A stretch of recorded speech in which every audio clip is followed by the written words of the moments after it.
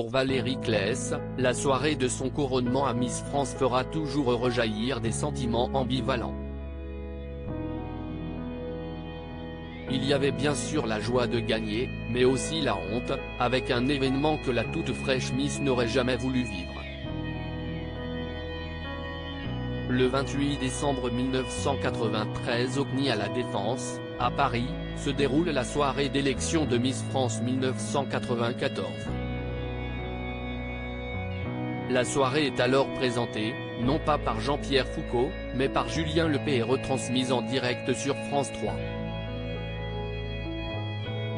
Après quelques minutes de suspense, si est-il la ravissante Valérie Claes, 21 ans, qui est élue.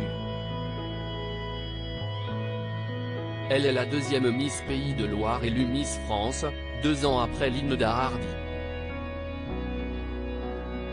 La jolie brune monte sur le podium blanc au centre de la scène. Celle qui l'a précédée dans ce rôle, Véronique de la Cruz, la rejoint pour lui remettre sa couronne.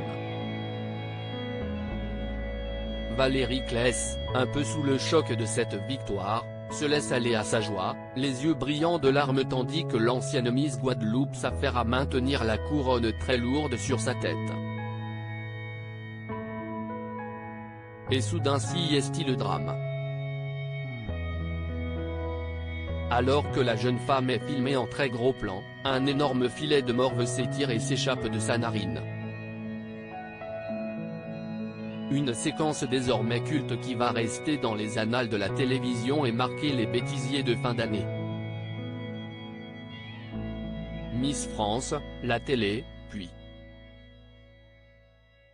agent immobilier à la suite de son année de Miss France, la jeune femme va co-animer le tiercé avec Daniel Leclerc, ainsi que l'émission 40 degrés à l'ombre présentée par Vincent Perrault sur France 3.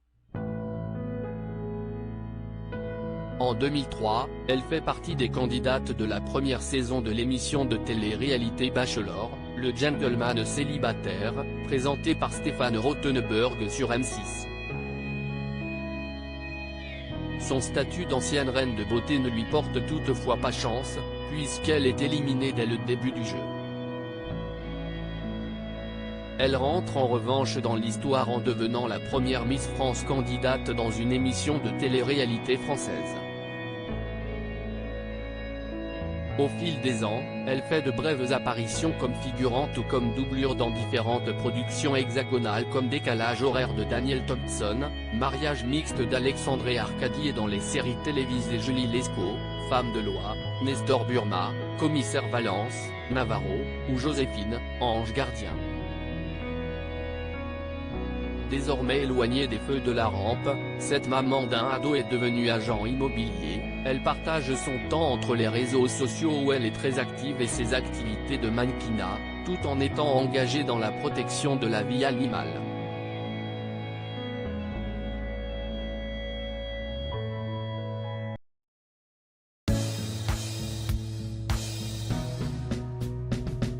But there's all times through the rough times I think you